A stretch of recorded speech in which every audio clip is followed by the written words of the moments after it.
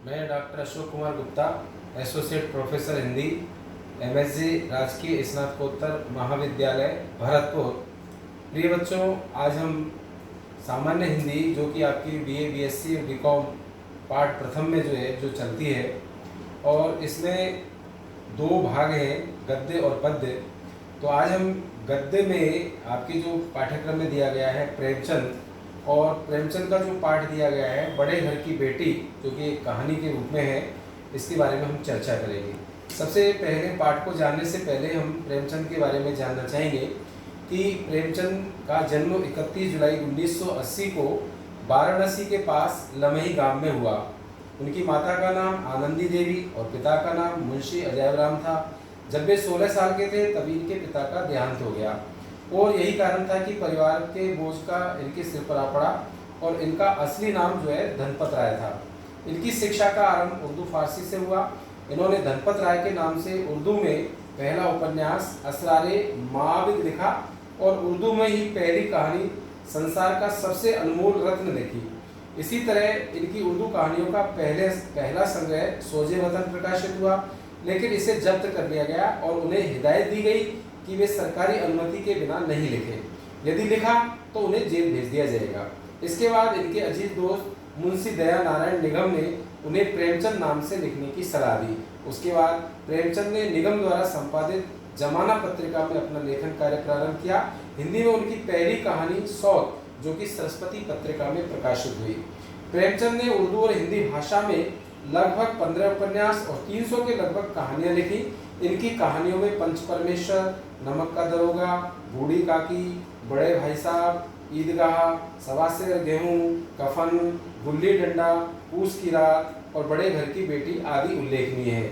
इनकी सभी कहानियां मानसरोवर ग्रंथ के 8 भागों में संकलित है। प्रेमचंद ने अपनी कहानियों में मुख्यतः दलित, शोषित भारतीयों की पीड़ाओं का चित्रण किया है। कहानी कहने की इनकी अपनी कला है। इसी कला में ये ख्यातनाम साहित्यकार भी हुए। प्रेमचंद का पारिवारिक जीवन भी पूर्णतः संघर्ष में रहा। उनका प्रथम विवाह 15 साल की उम्र में हुआ, लेकिन वो सफल नहीं रहा, और 1906 में उन्होंने दूसरा विवाह अपनी प्रगतिशील परंपरा के अनुरूप बाल विधवा शिवरानी देवी से किया। इनसे 3 संतानें हुई, श्रीपत राय, अमृत राय और कमला देवी। जीवन के अंतिम दिनों में बहुत गंभीर रूप से बीमार हो गए, और उनका उपन्यास मंगलसूत्र भी उनका पूरा नहीं हो सका, और 8 अक्टूबर 1936 में उनका देहावसान हो गया। इनकी मृत्यु के बाद इनके बेटे अमृत राय ने इस उपन्यास को पूरा किया। इनके उपन्यासों में प्रतिज्ञा, वरदान, सेवा सदन, रंगभूमि, कायाकल्प, गबन, गोदान आदि विशेष रूप से उल्लेखनीय है। ये निर्विवाद रूप से कहा जा सकता है कि प्रेमचंद का संपूर्ण साहित्य हिंदी साहित्य की अक्षर धरोहर है।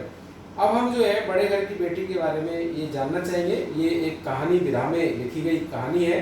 प्रेमचंद इस कहानी के माध्यम से ये कहना चाहते हैं कि सभी बड़े घर की बेटियां एक जैसी नहीं होती।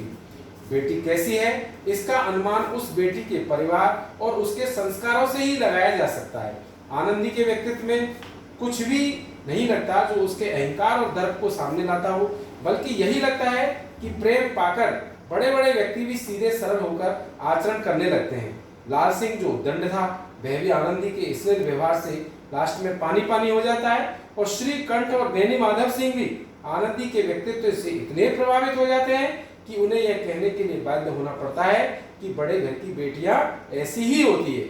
यही सब प्रेमचंद जी इस पाठ में बतलाना चाहते हैं, और इस पाठ में यह भी बतलाना चाहते हैं कि बड़े घर में जन्म लेने से अधिक उसका संस्कारवान बनना महत्वपूर्ण होता है। आनंदी भी ऐसी ही नारी थी जो बिगड़ते काम को बना लेती थी। यही इस कहानी का जो है मूल सार है। तो आप लोग जो है इस कहानी को पूर्ण रूप से और पढ़ेंगे, और आनंदी किस प्रकार की जो है नारी थी इसके बारे में भी चर्चा करेंगे, और इसके चरित्र चित्रण को आप करके लाएंगे। धन्यवाद।